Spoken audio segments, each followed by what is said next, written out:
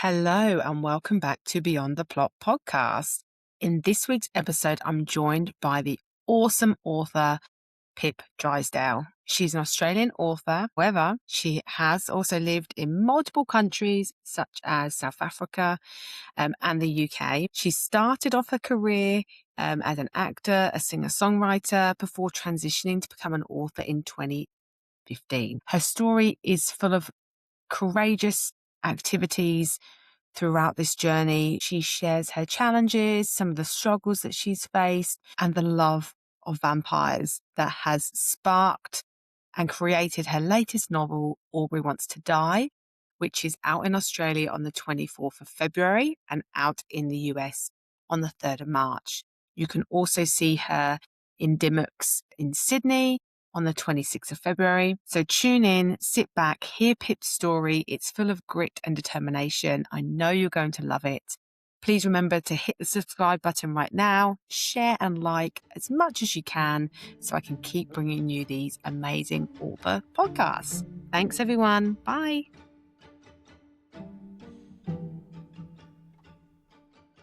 Hello, Pip. How are you? Hey, I'm good. How are you doing? I am very well, thank you. Thank you so much for coming onto the podcast. I'm very excited to have you here. Yeah, lovely to be here. Thanks. Brilliant, brilliant.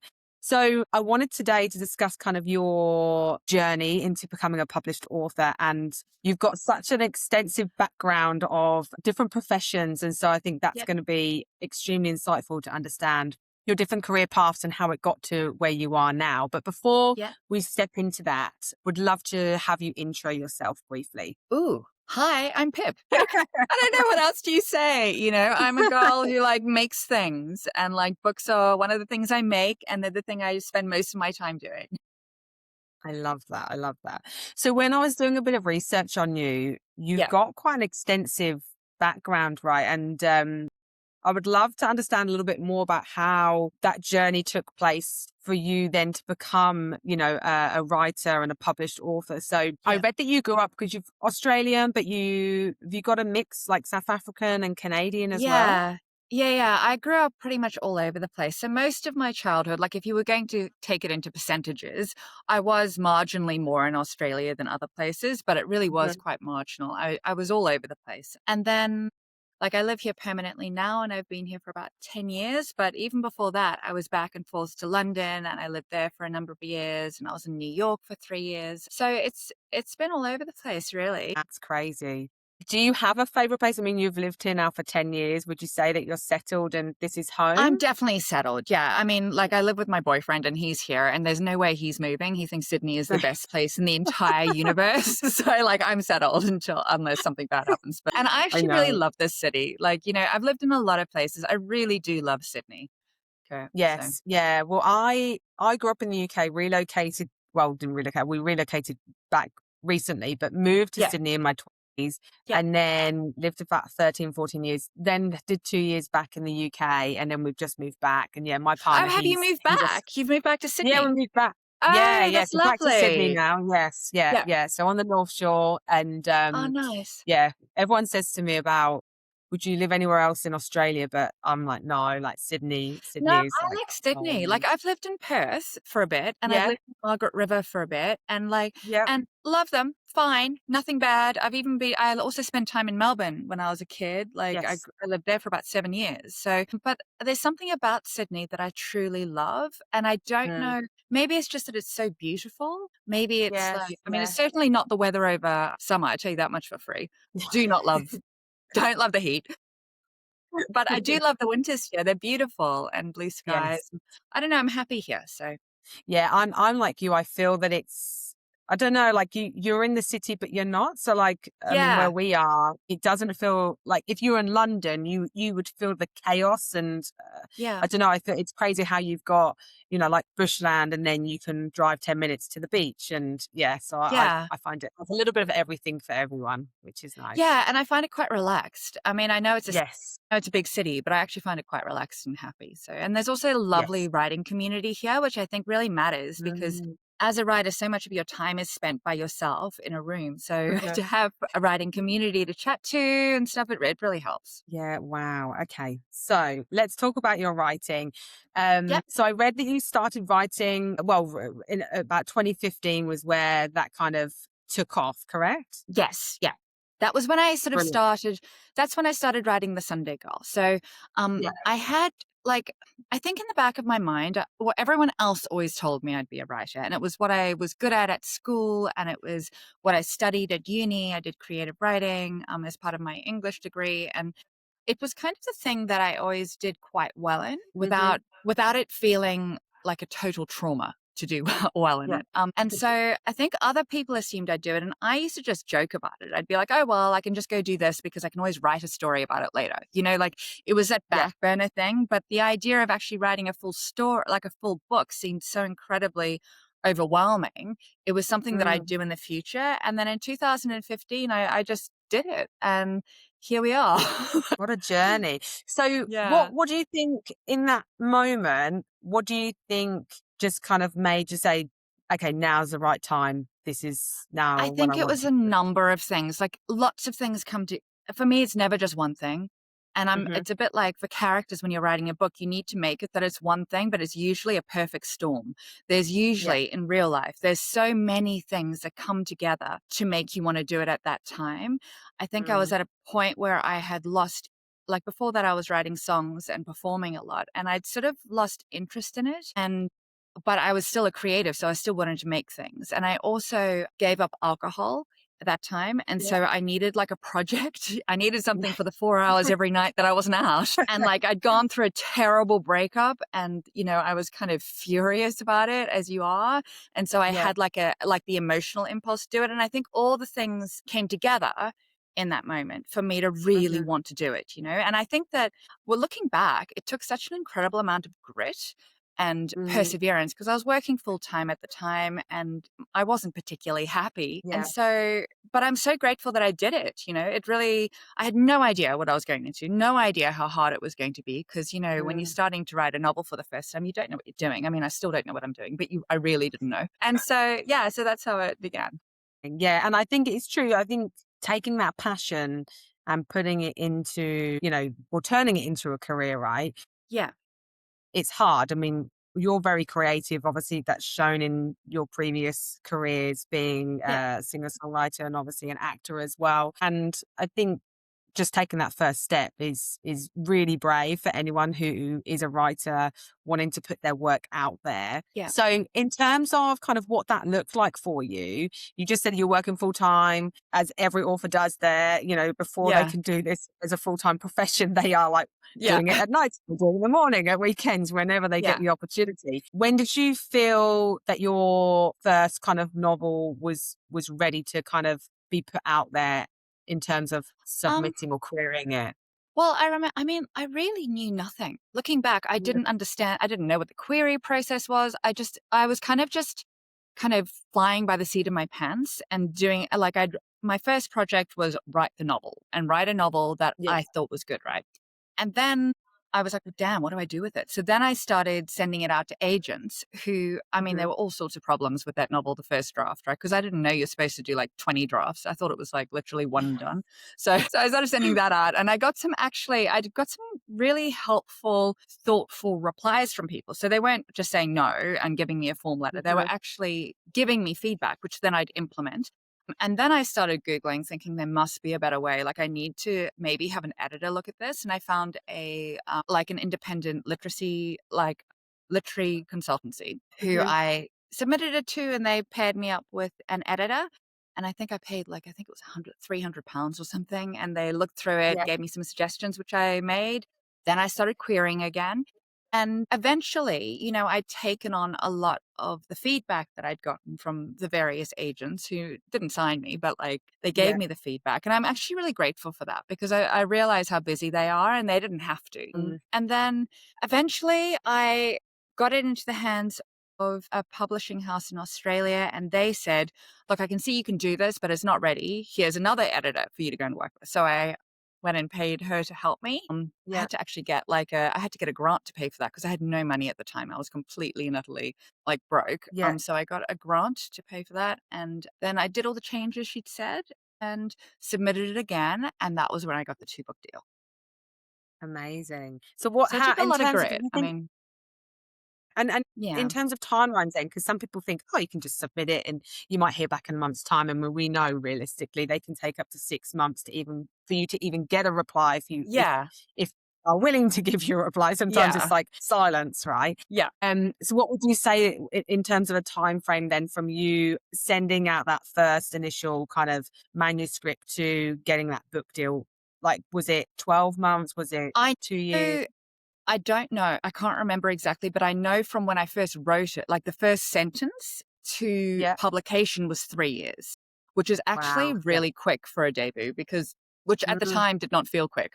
I thought this was the yeah. longest time ever. It's only since I've become an author and had author friends who've told me that no, actually that's fast, that I've Yeah. realized that it was quick. But the time it Yeah. felt like forever. I love that though, at that time where they were actually giving you some constructive feedback. Because as you mentioned, that's quite rare, right? Like Yeah. they're very busy and at times they'll just kind of, they might not even respond to you. And then, you might need to go and do your own work Yeah. yourself or join some groups. During that time, did you have any kind of other support or network outside of you seeking like editors to support you on that No. manuscript? No? No, I had nothing like that. I had nothing like that for years, actually. Because Mm, I got my agent I'd put out 2 books before I got my agent, and then she became a bit of a sounding board. mhm. But before that, I didn't have any author friends. I didn't have an author group. I was all by myself in it. And I think Yeah. looking back, I think that was quite sad because it Yeah. never even occurred to me that there might be a way for me to have that kind of people understanding how hard it was and Mhm. what you were trying to do and enthusiastic. And I have so many author friends who had these author groups that they were part of for um, a few years before they were published. And I really think that stuff's really important. I mean, I still don't have an author group, but I have a lot of author friends now. So I Yes, feel yeah. like it counts. You can still text them and be like, I want to cry. Yeah. Yeah, because they know exactly what you're going through, right? So Yeah. it's nice to have that support network. Yeah. So then what did it look like? So you got your 2-book deal. What did it look like then from it being, you know, released and did Well, you the have a first one book came out. tour? No, first one came out and I think it just did much better than anyone was anticipating because there was no book tour planned or anything. I think I did a Mhm. few shops in Perth and that was it. And then it was doing really well. So about 3 weeks in, they flew me over to Sydney and I did some shops there. Yeah. Um, and then that one just did really well, The Sunday Girl. And I've got a feeling it surprised even the publisher how well it did. And Yeah. then the next one did exceptionally well as well, which I was very grateful for because I feel like if your first 2 do quite well, at least you can prove Mm. that you can do it, right? Yes. And then since then, it's just been book after book. And each one, people always think it's going to get easier. I don't think it does. I think it's just your challenges get different. So Mm, it's you can get to the end of a book because you've done it now a few times, but you've got to do different things with each one. But also you have to kind of do the same thing because people are buying your brand because they like what you do. So yes. they're just different. They're different challenges for each one. And also you change. And so the things that you want to address or talk Mhm. about or what you want to say changes. It's a process. Yeah. Question then about that, because you were saying that even the publishing house was a bit surprised it was doing so well. What do you I think? think they were surprised because they didn't they didn't have me on a book tour before that. So I'm guessing they were Yeah. surprised. Okay. Otherwise they would have had me on a big book tour and but they Yes. weren't doing anything like that until after the fact. Yeah. Yeah. Were you doing anything specific to kind of get your name out No, there or the book out no. there? The story That's what's must so weird. resonate and loved. Yeah. Yeah, that is the one thing that I think I found most surprising about being published is that Mm, some of them they've done a huge amount of promotion for and it's done fine, but not brilliantly. And then other ones mm, there's been nothing for and it's done wonderfully. And then other ones it's kind of, some promos, it doesn't seem to be, I don't know, it doesn't seem to be an immediate reflection of one another, which I do actually find quite consoling because it's so much of the mm. time we feel like, our fates are in the hands of the powers that be and like who puts enough money into things. And a lot of the time that does impact it. Obviously, if you've got a huge Mhm. marketing budget, obviously people are going to Yeah. see it and your chances of exposure and people Yeah. or buying your book are higher. But I do think that there's a weird space for things that just resonate with people and then they tell their friend and then there's Yes. that weird kind of cosmic stars lining up and you can't quite figure out what the hell, but it just Yeah. works. So, and I Yeah. actually find that strangely exhilarating and comforting because you don't know, each one. Yeah, yeah, it's like a surprise, and I think, like you said, because talking to a lot of the authors around the world now, I mean, Yeah. some who have been published for many, many years have said, when they Yeah. first started out, you used to get this huge marketing budget, but like Yeah. over the years, it's dramatically declined, and so they Yeah. have to market themselves a lot more now. A lot of them don't do Yeah. book tours, so it's like trying to build your brand, get that following, word of mouth. Yeah. I think we can always rely on that, right? I think that's never going to Yeah. die, and And I I also think think that's word of really mouth nice. is like the best. If Yes. I had to choose my favorite if I had to choose the one thing that would work for me, I would hope that it would be word of mouth. I would hope that Yes. people read my books, loved them so much, or they meant something to them so much that they tell their friend who then wants to read Yeah. it too. Like I think when you're Mhm. writing books, especially once you're writing them for enough time, so kind of the scales are taken off your eyes a little bit. So you see like the mechanisms and the way the industry works. I think after a while, you're writing books because you love writing books, you love writing stories, Yes. and you're trying to say something and you're trying to make someone's life better, even if it's just by making them feel understood or by Yeah. making them feel that they're not alone in something that's usually a little bit messy. Because, like, for me, what's the point of writing a book if the character's not a tiny bit messy? Like, Yeah. you want to see the things that people don't immediately show you, right? like, Yeah. um, so like I don't know. I think I would hope that my readers are those kind of readers and they seem to be quite loyal. Like they read all my books and I get a lot Mm. of emails from people saying like I didn't think I liked reading and then I read one of your books and now I've read all of your books and thank you so much for showing me that I do like reading. And that is literally the best thing you can have as an author. You It's you like the feel like best review, isn't it? it is the best review and it makes you feel really good. Yeah. You know, and I think you need those sorts of real things if you're going to do this for a long time because the glitz and glamour of the first one or second one where it's also exciting, it kind of wears Yes. off and then you have to find like a deeper meaning for it and a reason to keep turning up on the page and stuff. Yeah, I love that, and I think it's so powerful, like, and I think I've said this before, how powerful your words can be to give Yeah. someone that emotion, like, for them to Yeah. say, "I thought I wasn't a reader, but I Yeah. am. You have made me become that person," and I think that's fantastic because, yeah, Yeah. who doesn't love reading, right? Well, It doesn't matter totally. what you read. There's something for everyone out there. I totally believe that. And I think if you don't like a book, you just put it down, you read a different book, and then you might come Mhm. back to that first book in 3 months or 6 months or 3 years.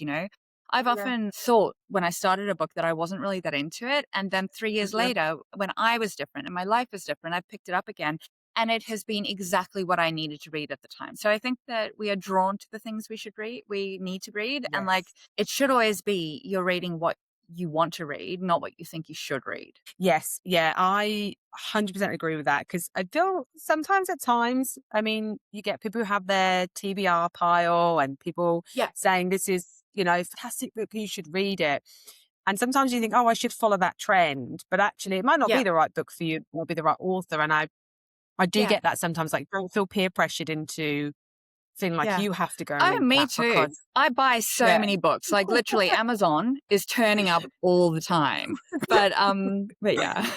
So let's think about, I mean, you have got your sixth book about to be released, but you're doing it Yes. under a different name. You're doing it under a pen name this Yes. time, correct? Yes, I'm doing this one under Why? Pip Knight. So, well, mainly because it's a different kind of book. I mean, it's very much Yeah. one of my books, but she is a Yeah. vampire. And so it was just a way of creating a slightly different branch to my brand of books. So then people Mhm. knew what they were getting. So presumably I'll continue. I mean, I'm definitely writing a sequel to this one at the moment. And so that way people know that brand of book, like that strain of my books is going to have that kind of thing going on. And then my other ones are more reality based. So, Yeah. um, was just really a way for the Yeah. readers to differentiate, Yeah. Do you think your current readers will still go and read kind of this I hope so. I slightly think they'll like really love it. change in their life? Yeah, Yeah. I truly hope so, because I know that they'll love them. I didn't write this book specifically for people who already love vampires, because I didn't actually used to like Mhm. vampires myself. I was like really grossed out by them. I don't like blood. And then I saw True Blood and fell completely in love with Oh, it and started watching yes. Same. everything that was vampire-y and reading everything. And then I wanted to write one from the perspective of a vampire, specifically a female vampire, because there weren't a lot of those. Like, Yeah. I'm sure there are lots, but I hadn't been exposed to them. And I was like, stuff this. I want to write a girl vampire. Deal and show what it's like, dating in today's world and like, dealing with technology and stuff if you've Yeah. been around for 150 years and dealing with being a woman for 150 years and seeing the different ways that women have been treated and wondering whether things have changed at all or whether they're still kind of the same. Like, there was a lot of stuff I could deal with and talk about in a fun way if I was writing from the Yeah. perspective of someone who had eternal life, which if I was writing Yeah. it just from the perspective of a regular girl, it would have been very heavy. Like if you're writing a book called Aubrey Wants to Die from the perspective of a human, it's got a very different thing than if it's from the Yes. perspective of someone who's already dead. Yes. So yeah, so Yes. just let me deal with like very heavy themes, but in a really fun, accessible way that I actually really, I don't know, I really love this book. It means a lot to me. I think it's the book I needed a few times, and I really hope Mm. it's that for other people as well. Well, I'm sold because I love vampires. I'm the same as you. Like, Oh my God. I used to watch, but I think I first got hooked when it was like Interview with a Vampire. Yeah. But True Blood and then the Vampire Yeah. Diaries I watched, and I was Yeah, like, I yeah. love the But you're, Vampire Diaries too. But I only saw that recently. Like it was True Blood. Like True Blood was the yeah, first time I gave them a shot. Before that, I was like, yes, don't know. And then after that, I watched like the whole lot. So yeah. yeah, yeah. And you are correct though, because majority of it's a male lead, right? So yeah, you don't see Yeah. normally it's the female that might become a vampire after like falling in love with Later a on. vampire, right? Yeah, yeah. Yeah, Later it's on, very yeah, rarely from the perspective of a female vampire the whole way through, and it was just interesting to me. Like I think when you're writing novels, you want to be just doing what ignites your curiosity.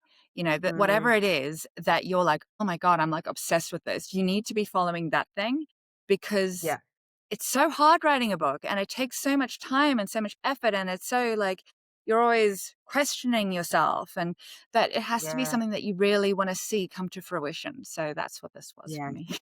So you said you're already writing kind of a follow-up to this. Do you Yep. think you'll split it and do as in like write under both pen names Yes, I am simultaneously going to or? be doing that. Yeah. I probably won't do them simultaneously because I tried that and it did not work out happily for my brain. I think I'm better off focusing on one project at a time because I get Yes. really immersive. I start wearing the perfume of the character. And it's like Aubrey's is Wow. Flower of Immortality. I mean, how perfect is that perfume for her? But like, Yes, I love um, that. so so I get really into character and I watch all their TV shows and I really think like them. So I think I Yes. need to do one at a time. I don't think Mhm. it's particularly useful for me to try to get Yes. multiple people in my head because I kind of Yeah. become them for a little bit and then they become me a little bit. And we don't want split Yeah. personalities happening here. No, no. Are you a bit of like a plotter? Do you kind of have like all the sticky notes or do you plot your I books have a that well or are you lot more of sticky notes. No, yeah. I have a lot of sticky notes. I have a lot of notes documents that I very rarely look at, but I have them. I have like an Excel spreadsheet going. I have all Mhm. sorts of things going. I don't look at them that much, but I think it helps me stay calm, knowing that Mm. somewhere it's all listed, that I don't have to Yes. remember it all. It just lets my brain free. And in terms of plotting, I do plot, like I have the major milestones that I'm going to head towards, but the way that I get there, I allow it to go however it's going to go in order to get me there. And the major milestones may change. They often Yeah. change. It's just that I Yeah. find having some kind of helps me move in a direction, even if it changes and I completely go to a Yeah. different direction. At least I was moving forward. Whereas before I wrote The Sunday Girl, I did try to write a novel a couple of times and I fully remember, like I wasn't a big planner. So I would just start writing and then it would get to 20,000 words and there'd be a woman running through a field. And I'm like, I don't know why she's here. Don't know what's going on. No, it's not good. So I think I learned from that. Where is she going?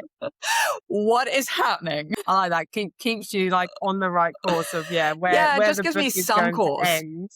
Yeah, yeah. Yeah.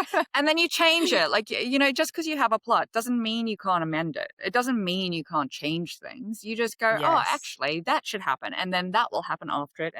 But it gives you something to hold on to. Yeah, yeah, that's very true. Do you have like a bit of a set schedule of when you write as well? Like, are you more of a Um, morning, evening? What does that look I like like for you? writing in the morning. Like, I find that if I can just wake up and have coffee and write immediately, that's best for me.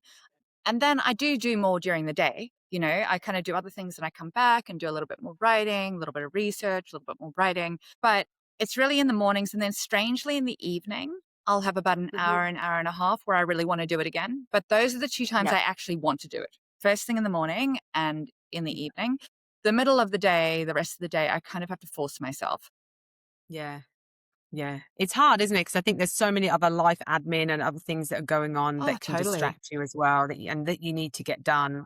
Yeah, I So think many things. morning And and I mean, evening have to be a bit of calmness sometimes to them. yeah. Sometimes you actually like, sometimes I'll get so in the zone that I'll want to work for kind of 12 hours straight. Mhm. But that tends to more happen when I'm in the redrafting stage. Like if I've got a Yep. structural edit come in and so the story's pre-existing and I've got feedback that I'm trying to implement, then I'll do like 12, 14 hours and it'll disappear. It's almost like I'm not even doing it. Like I'll go in and then 12 hours later I'll come out and I don't even know how the time has passed. Wow. But it doesn't tend to happen in the early drafting stages. In the early drafting Mhm. stages, I'm usually just like crying, trying to figure out what to do. Just get some words down on the Yeah, paper. just get some words down and we'll deal with it later. Um, and so have you been with the same publisher the whole time, or have you I switched? What does swapped. that I look like? was with the same one for the first 4 books, and then I swapped for the close-up, and then they are Yep, also the publisher of my 2 vampire books, and then yep. I'm also with them for another thriller. Brilliant, brilliant. And do Yeah. you have an agent as well? Yes, I do. She's over in the Yeah. States. Brilliant. Yeah, because I saw that a lot of your Yeah. books are being released in America and Canada as well. Yeah. Does that So, like how do you manage that if you're so your agent's obviously in America, which probably yeah. links it, makes it easier because they understand Yeah. that demographic, that kind of location. I mean, with your new book coming out, are you doing any tours this time, or what is that going to look like in terms of That kind of I'm promotion? Mark? No, I mean, all we're doing is I'm not doing anything over in the States. I'm just doing Sydney. I've got one event for the Yes, launch, and then I I've see got that. one I've got one in Queensland in late March, and then I'm also Mhm. going to Melbourne for bookshops in the middle of March, but I don't know if we're going to do an event there. I think it might just be bookshop visits. So yeah, so not a huge tour or anything, but I've got to be honest, I'm okay with that. Like I know people love doing tours and stuff. I don't know. I like them when I'm doing them, but they are quite stressful. So, Yes, yeah. you know, I think again, it's one of those things. It's like if you have a job and you see those people who travel for work and they think it's all yeah. like the glitz and glam, and then you look No, but it's behind. actually not. I'm going from one place to the next, like minimal sleep, and yeah, Yeah, it's like I like it for the first 3 days, and then I start being tired and I'm sick of eating out in restaurant food, and I just want to be yeah, at home with like a salad and a Greek yogurt. And I just sound so yes. boring, but like Just want your home comforts, and yeah, I just yeah, want to go for a walk in the park. Like, yeah, yeah, exactly. Yeah, I feel you on that one. Um, what I mean, in terms of like, can you see your kind of acting and your other creative side coming into like the future here? Like, would you like any of your novels to be turned or adapted into like TV show or oh my God, definitely. movies? I think we Yeah, all want that. When I'm writing novels, I'm kind of thinking in terms of film and TV. I can't help it. Like I see it playing out in my head like a film yeah, or a TV show. So I'd love that. And I think every author would like that. I'd love to write on them for TV. I think I'd yeah, learn a lot. You know, I think mainly I'm a storyteller and a creative, and you just want to explore and learn things and do different things and have some hmm, fun with it. So yeah. yeah. I think that's great. Like, actually, one of the authors I spoke to not so long ago, she's doing some screenwriting now, and then Oh, I spoke to fun. yeah, and she said it's different but similar, and then you start thinking in a slightly different way. And I had Yeah. an author on called Sophie Cousins, who one of her books got adapted into a movie on Netflix, and Yeah. she says that she now goes into her novels when she writes them with that screenwriter, like director mind as well, to be like, okay, Yeah. how could this play out into, you know, something like a movie? And I think we see it all the time now. I mean, I don't know about you, but there's Yeah. seeing so many books being adapted into TV shows or Well, movies, and yeah, I think they get a lot of their great. ideas that way, and it's great. I Yeah. mean, and I do think that, like, I honestly think I learned to write novels through watching movies and watching TV shows. Mhm. So that's where I got Yeah. my understanding of story. And then I implemented things that I got from reading, obviously, but I try to make them action based. Like I try to keep things on the page as much as I can. I mean, all of mine are Mhm. first person stories, so you're going to have quite a lot of interiority, but like Yeah. you want it to be fun if someone was watching it as well. So, Yes. Yeah, yeah, exactly. So challenges then, because I always think this is a yeah, great one to hear. yeah. What do you think's been some of your kind of biggest struggles or challenges since kind of As being a becoming an writer, author? Or, yeah, being a writer. Yeah. I don't know, it's just all so easy. Jokes. It's all so hard. Like, I don't know, it's all a challenge. I don't know. Look, it's tricky. I think anything worth doing in life Mm, comes with its own challenges. Some of them are external, trying to meet deadlines. Some of them are internal, your own expectations of yourself and whether you think you're doing well enough. And so I don't know, it's all challenging, but I think that might be why yeah. it's worth doing. I've got a feeling that if it Yeah. was very easy, I would lose interest in it and want to do something different. I think it's Yes. because each character requires a different part of you and for you to do different Mhm. research. And I always say that for every book, I have to break myself open a little bit. And Mhm. I think I'm actually it's not fun when you're doing it, but I think it's a valuable thing as a human being to be doing that because you're Mm. discovering things about yourself. And if I wasn't a writer, if I wasn't breaking myself open routinely, I don't know who I would be. So I think it plays into it all plays into each other. Yeah, and I love that part when you said that it's got to challenge you, right? Because otherwise, Yeah. we all know in life, if we're not challenged, we get bored at the Becomes end of the day. boring and then you don't want to do it anymore. And you go, okay, I'll go take up knitting or something. I mean, Yeah. something that I can't do. So, but I'm still very challenged with writing books. So it's Yeah, good. yeah. And I feel like the world that we live in today, it's so fast moving and Yeah. trends are changing. Yeah. I almost feel like that's a challenge in itself because you got to stay Yeah. relevant, right? And Yeah, but I you never also think know. that there's a caveat there because I think trying to chase relevancy is a trap Mm, in and of itself. Like, I truly think I don't believe in chasing relevancy. I actually believe in writing what feels valid to me yeah, and what yeah, feels like something worth saying because you can't predict how things are going to go. And also, I'm not actually that interested a lot of the time in the things that are already trendy. I'm more yes, interested in the things that I feel beneath the surface. And I'm like, but why is no one talking about this? And then that's the thing I want to yeah, talk about. And then often yeah, by the time I've written the book and it's come out, there's something else very similar coming out, which is very upsetting. But like it's kind of then it is on trend, but it's like it's by yeah, mistake. It's just because I was looking at the trends going, but that like I feel like that's half the picture. Like I feel like we should be chatting about this. yeah. So yeah. Yeah, it's a great point because at the end of the day, like you said, if you're constantly chasing the trend, Yeah. by the time your You're gonna book be at comes the out, that end. trend's already gone. Yeah.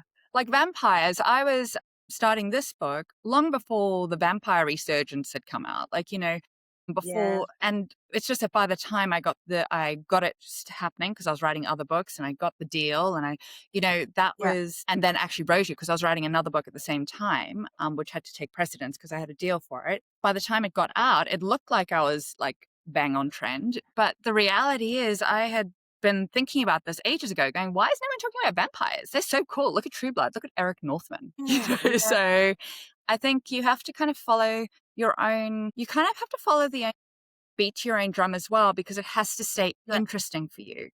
Like you have to be talking about what's interesting, even if no one gives a damn about it when it comes out.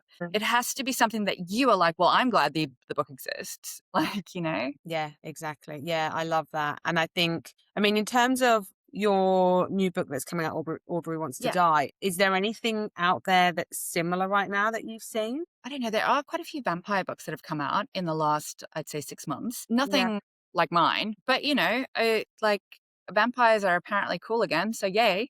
But that was Yeah. total fluke. It wasn't, that was a fluke. It's a bit like when I Yeah. wrote The Paris Affair.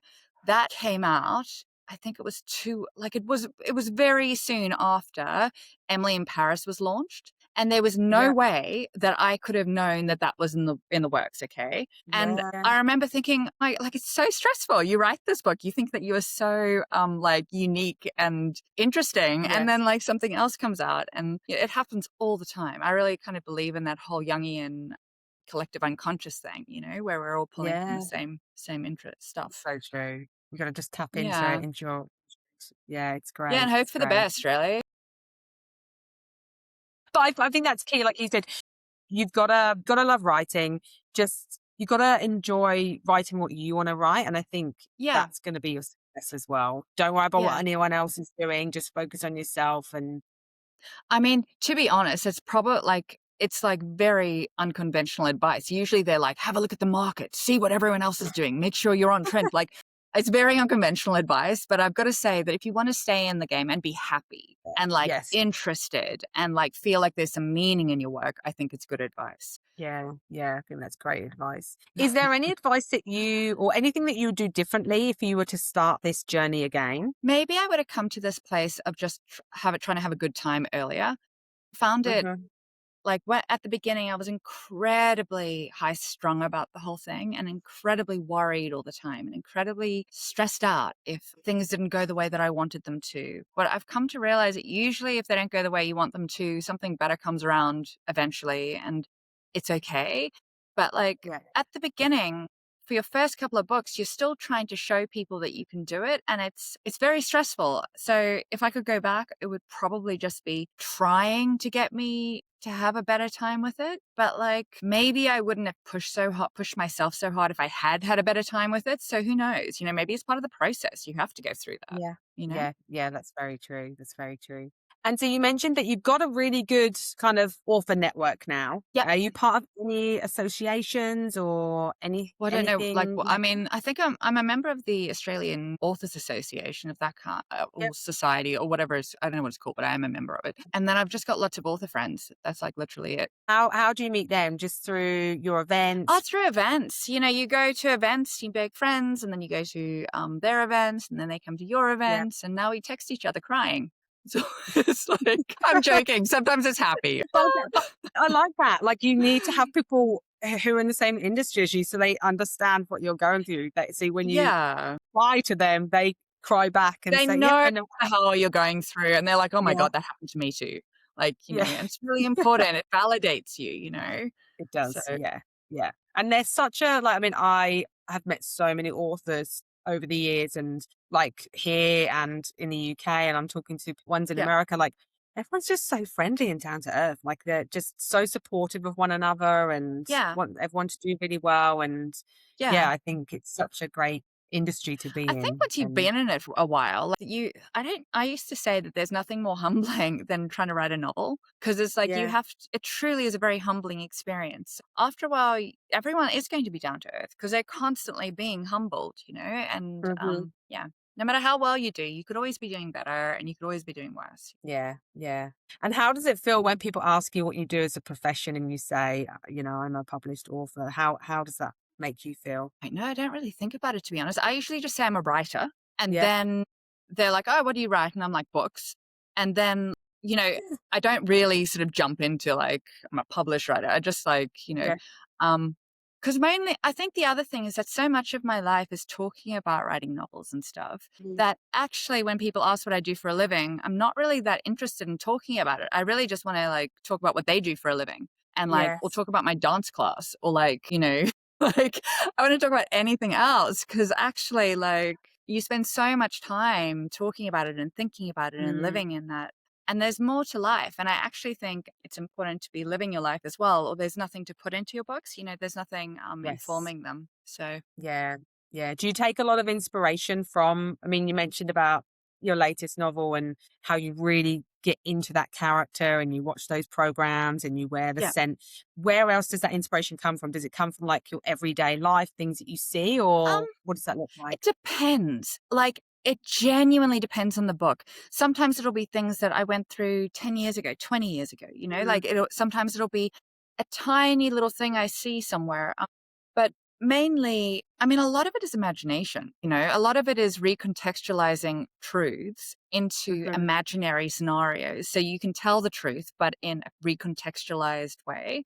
Like, I often Yeah, say that I think that you can tell the truth a lot easier and a lot better in a fictional book than you ever could in a nonfiction book. Because in a nonfiction book, you're telling the absolute truth.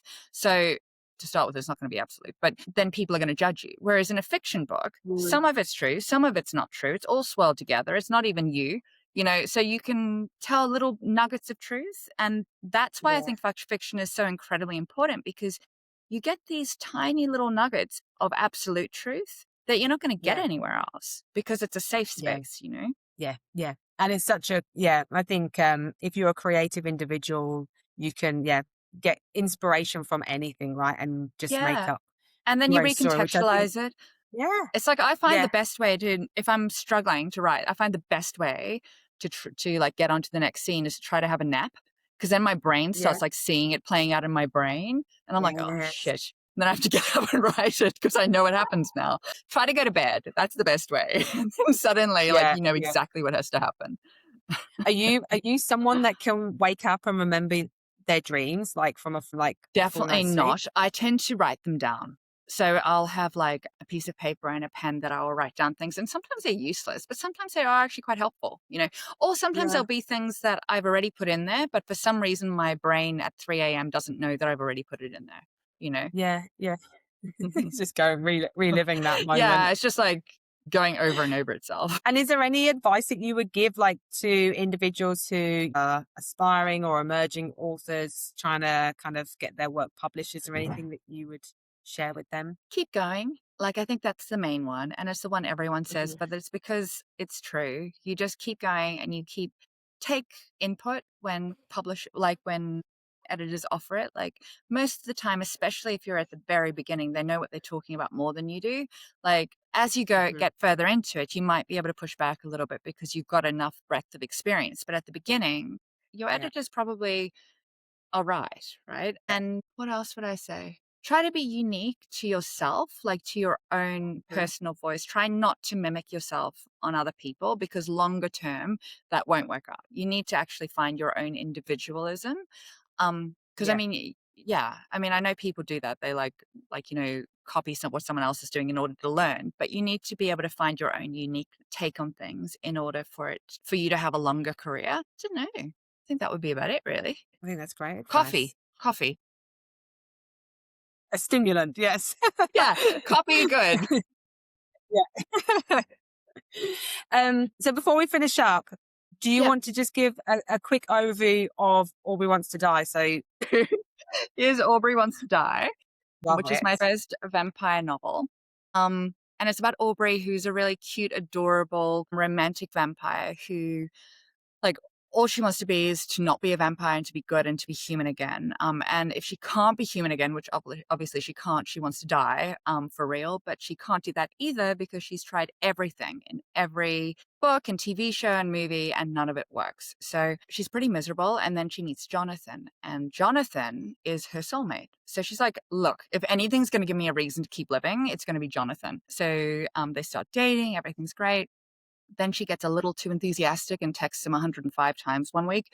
So he breaks up with her, right? I mean, you would get enthusiastic if it's your soulmate and you've been Yes. alone for 150 years, right? So he breaks up with her. She doesn't take it well and she vows to get him back, which is when it all gets very, very messy. I'm very intrigued. I'm going to buy a copy. I'm going to go Oh, to I hope the so. Delict store I in actually love Sydney. the cover.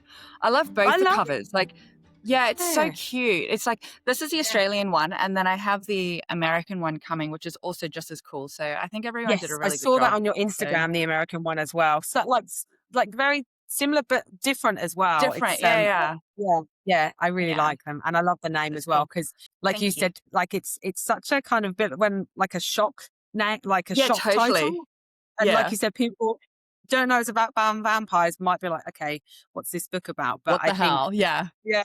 But once they But I realize it's love about a vampire, they're like, oh, okay. yeah. And Yeah. it's out March. What did I put down here? March 3rd It's for US and March Canada. 3rd in the US and February 24th in Australia. Brilliant. So yes. very soon. Okay. Like I keep Very thinking I should be soon. more stressed or something, but I'm not. And you've got an event Dimmicks in Sydney, Yes. right? On the 26th. Yeah, on the of 20th. Feb. Perfect. That's very exciting. I'm so excited for you, like especially writing under Thank this you. pen name, slightly Yeah. different style, but something that you love as well. So Yeah, thank you. I know it's going to do very, very well. I hope so. Thank you. I just really hope people love her. Yeah, I'm sure they will. I'm sure they will. And where else can people find you? So you're on Instagram. Instagram, TikTok, although I am pretty bad at updating TikTok. I keep planning on being good at it, but I'm so far I'm bad. But Instagram I'm pretty good at. Facebook I have, but I'm equally bad. I have a new website actually, which has just gone live. So if anyone doesn't like it, I don't want to know, okay? Because it's a little bit wild, but like I love it. So it's pipdrysdale.com. Perfect. Okay, brilliant. I will tag all of these as well. But Okay, cool. and your books, they can buy from Amazon. They can buy obviously your latest one from bookstores in Australia, obviously the US. In the US. Any other places? Not yet. It has a couple of deals in the works, but not yet. Fantastic. Well, it's been an absolute pleasure, Pip. Thank you so much. I've loved hearing your story. Thank you. I think it's just as unique as everyone else's. So it's really nice to kind of hear what that's looked like for you and the success that you've had so far. Thank you so much for having me. It's been really fun. You are welcome.